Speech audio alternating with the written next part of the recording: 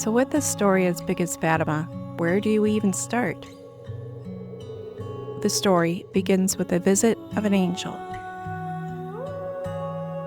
This angel appeared to three young children, Lucia, age 10, Francisco, age 9, and Jacinta, age 7. When the angel appeared to the children, the year was 1916, almost 1 year before the apparitions would start. While Francisco and Jacinta were brother and sister, Lucia was their cousin. One day, when Lucia told her little cousins that she couldn't play with them any longer because she had been assigned to watch the sheep, Francisco and Jacinta pestered their mother so much to let them watch their own flock with Lucia that she finally gave in, even though she felt they were still too young. But the children worked everything out. They combined their flocks of sheep and shared their lunch with them so that the sheep would follow them wherever they went. This gave the children freedom to play without worrying about the sheep wandering off.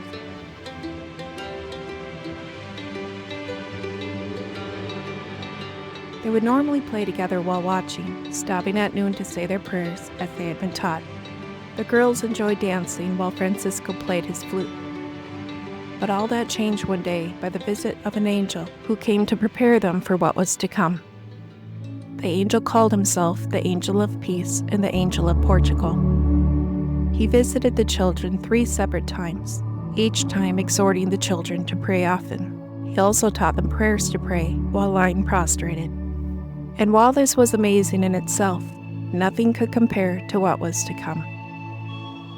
On May 13, 1917, as the children were watching their flocks and playing, they were amazed when they suddenly saw a lady dressed all in white, more brilliant than the sun, indescribably beautiful, standing above a bush.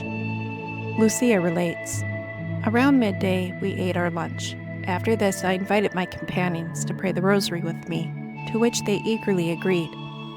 We had hardly begun, when there, before our eyes, we saw a figure poised in the air above the trees. Lucia asked the woman who she was, and the lady answered, 'I am from heaven.'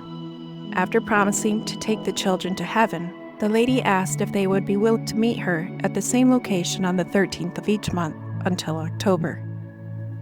The lady then asked, 'Are you willing to offer yourself to God to bear all the sufferings that He will send you as an act of reparation for the sins by which He is offended, and of supplication for the conversion of sinners?' Lucia told her that they were willing.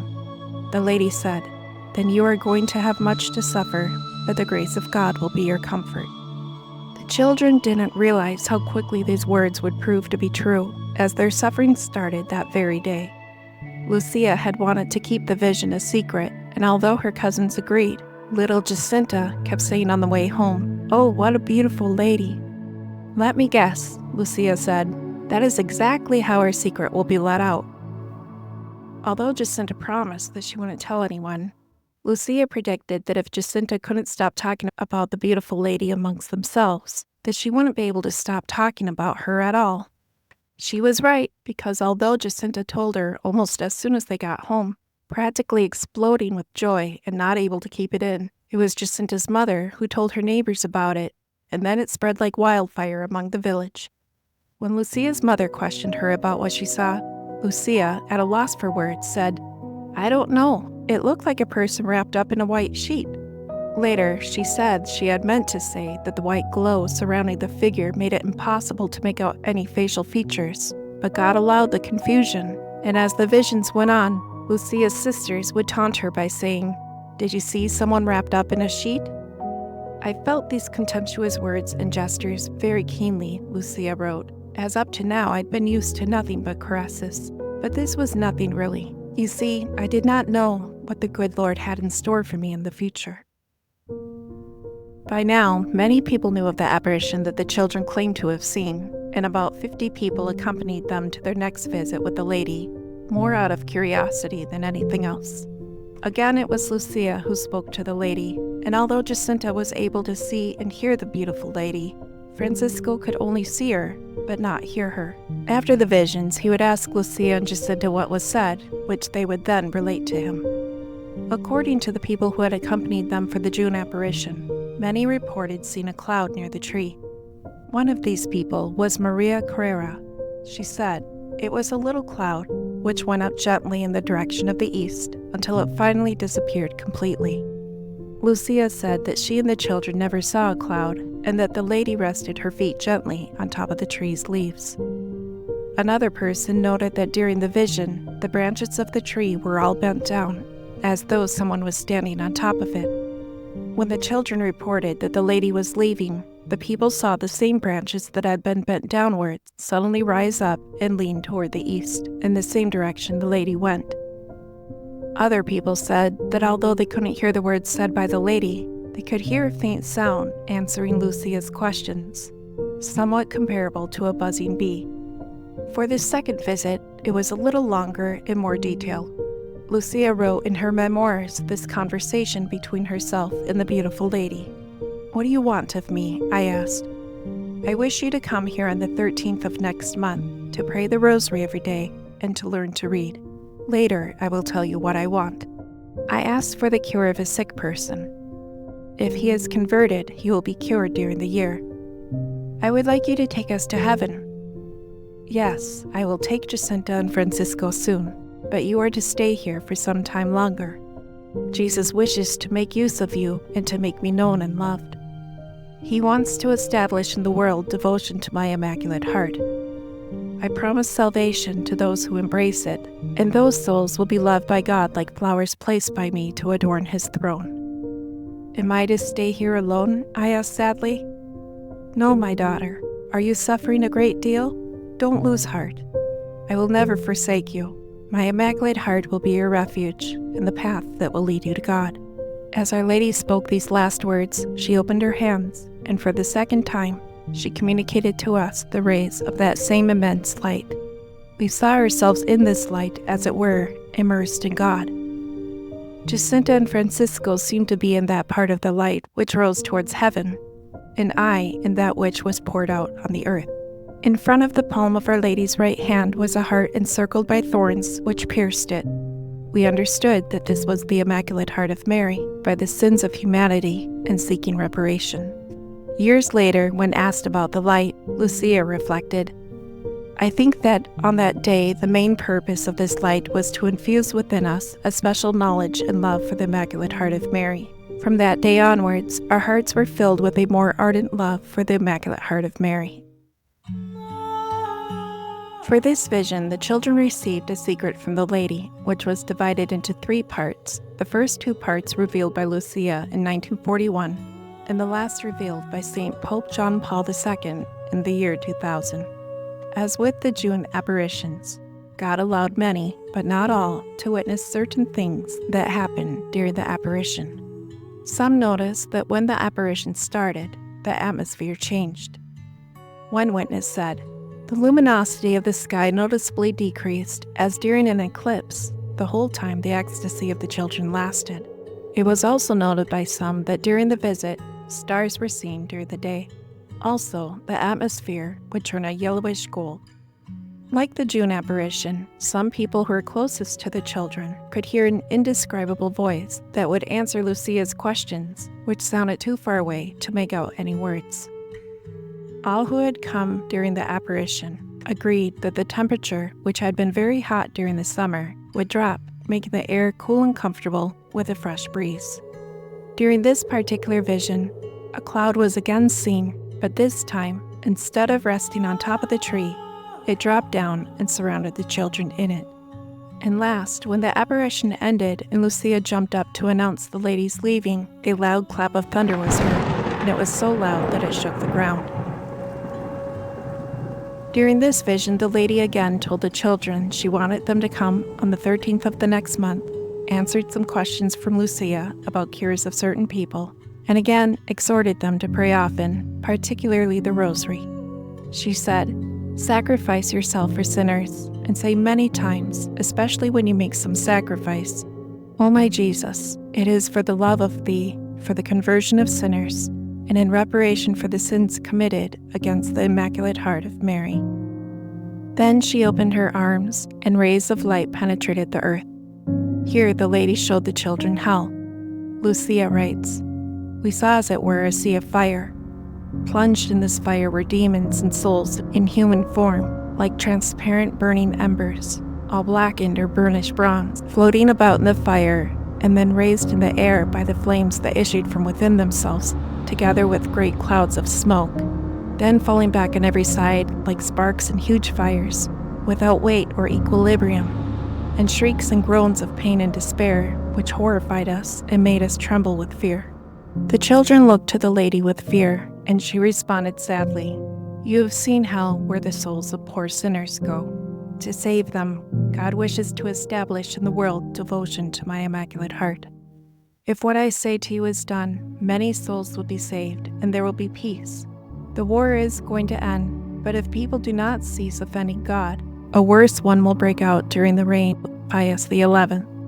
When you see a night illumined by an unknown light, know that this is the great sign given to you by God that He is about to punish the world for its crimes, by means of war, famine, and persecutions of the Church and of the Holy Father." This mysterious light was seen around the world on January 26, 1938, and although some thought it to be the Aurora Borealis, it got the attention of people everywhere, as the New York Times stated in their newspaper later that week. To prevent this, I shall come to ask for the consecration of Russia to my Immaculate Heart and the communion of reparation on the first Saturdays. If my requests are heeded, Russia will be converted and there will be peace. If not, she will spread her errors throughout the world, causing wars and persecutions of the Church. The good will be martyred, and the Holy Father will have much to suffer. Various nations will be annihilated.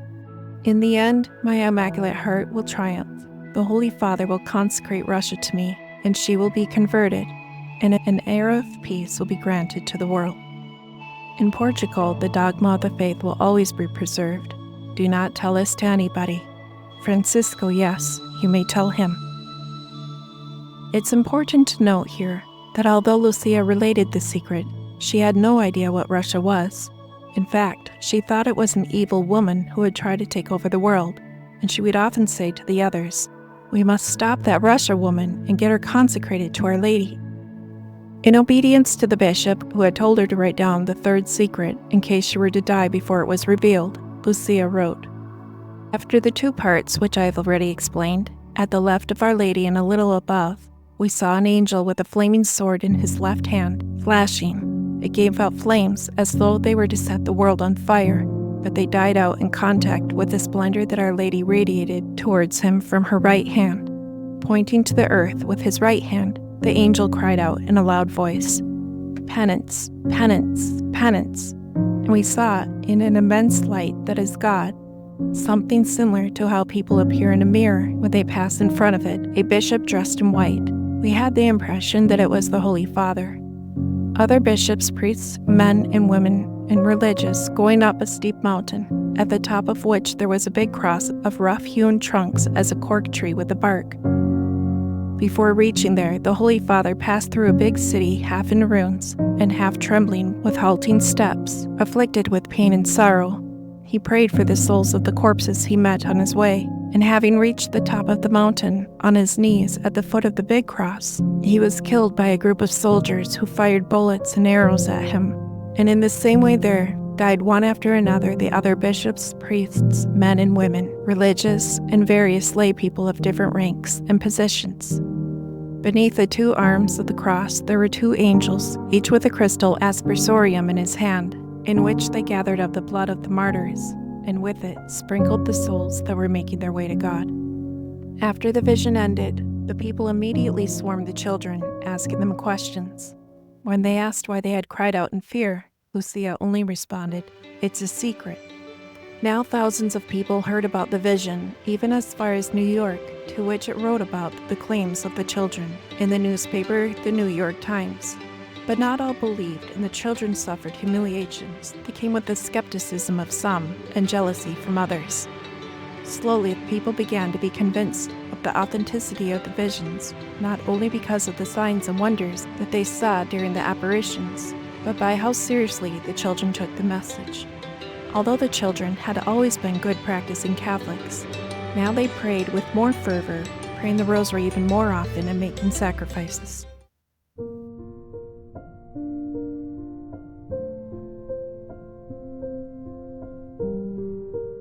Not knowing what had happened to the children, the people who had gathered saw and heard certain signs that God wanted them to witness. One of these signs was a loud clap of thunder, so loud that it scared many of the people off. Maria Carrera, who had been present at each apparition, said, "Some thought the thunder came from the road, others thought it came from the home oak, but it seemed to me that it came from a distance. It frightened us all." Right after this loud clap of thunder was a flash of lightning. For the people who stayed, who now had fallen silent, this flash was something new. Although the children often saw the flash of light before each vision, which they would take as a sign that Our Lady was coming, the crowd had never witnessed the flash of light until now. A little cloud, described as very delicate and very white, then appeared and settled over the home oak. This lasted for a few minutes, and then the cloud rose into the air and disappeared. At the same time, there was a change in the atmosphere, and all the colors changed into pink, red, and blue. Maria Carrera testified, "The trees seemed to be made not out of leaves, but of flowers. The ground came out in colors, and so did our clothes. The lanterns that were fixed to the arch looked like gold." Once these signs ended, the people, who were mystified and amazed, became angry and sorrowful when they realized that Our Lady had come, but the children had not. They realized something must have prevented them from coming, and it was to their credit that the officials eventually released the children, fearing a revolution from the angry crowd who demanded that they be released to their parents. The Lady then appeared to the children unexpectedly on August 19th, promising the children in October a great sign so that all may believe.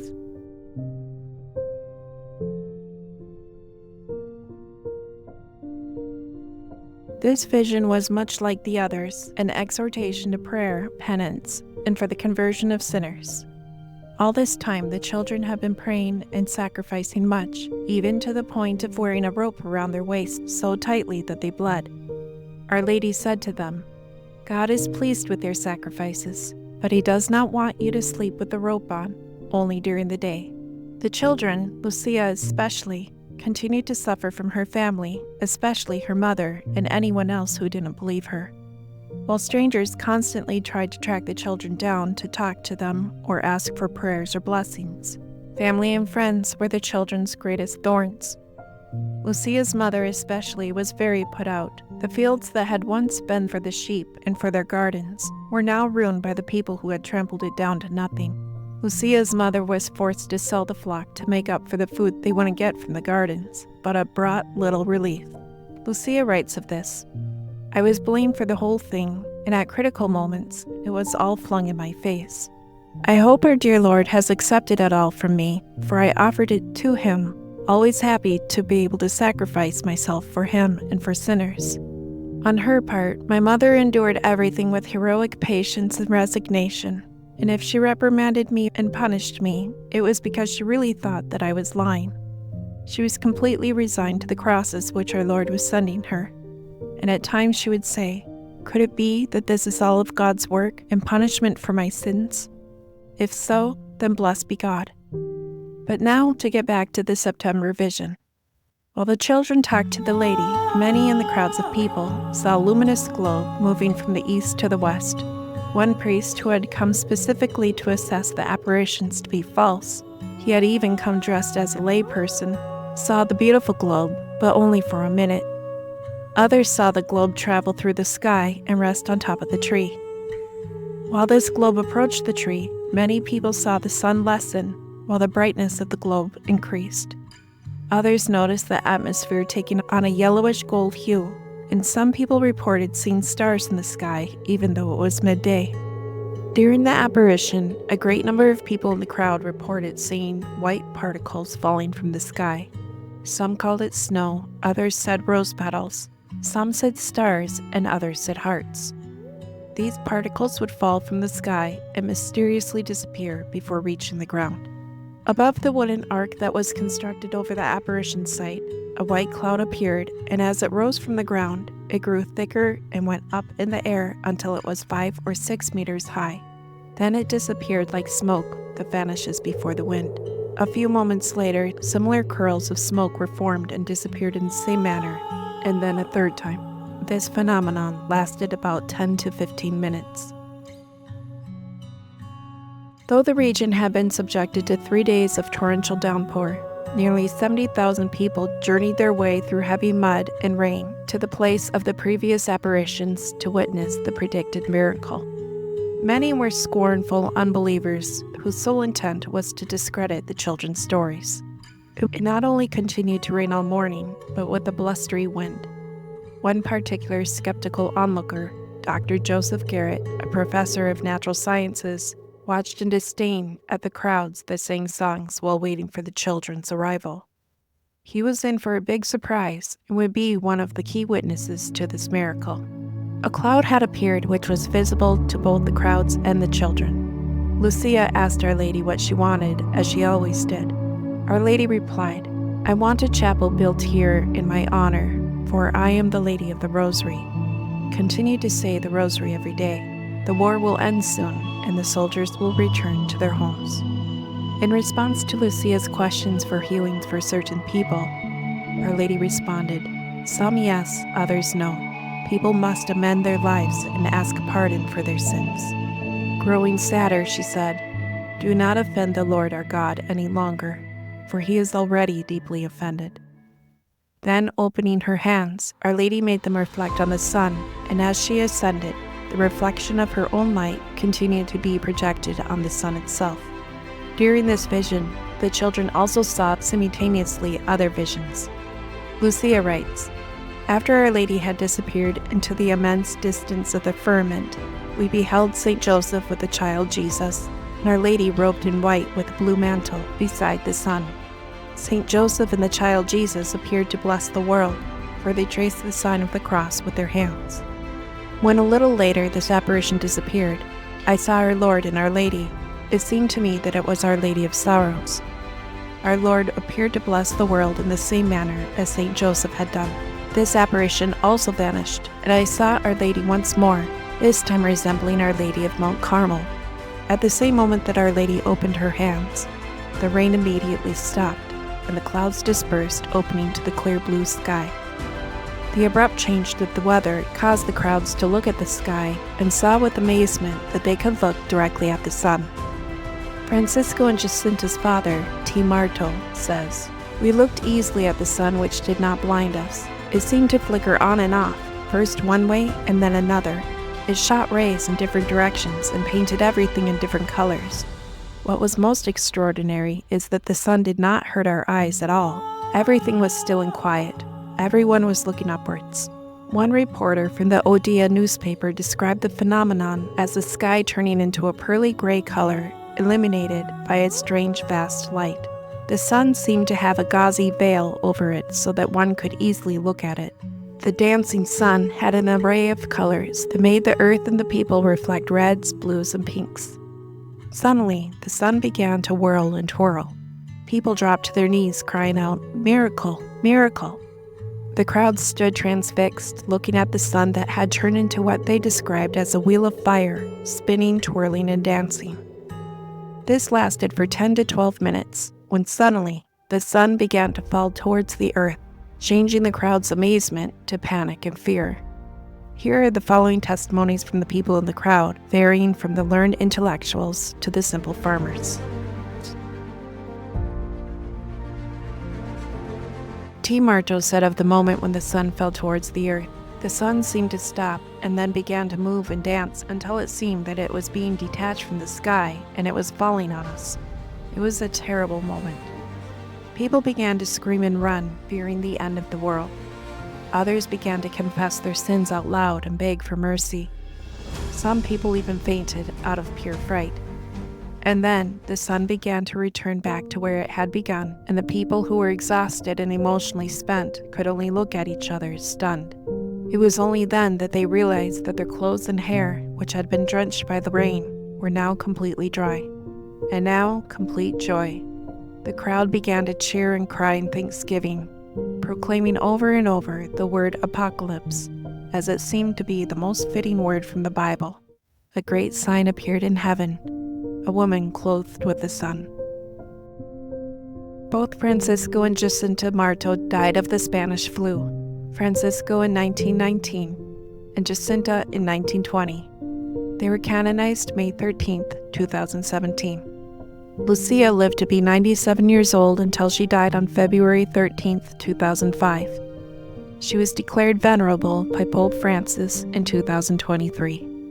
Let's not let the apparitions of Fatima only be a good story, but the fulfillment of Our Lady's requests to say the Rosary daily and to consider having devotion to the first 5 Saturdays for conversion to the world and reparation to her Immaculate Heart.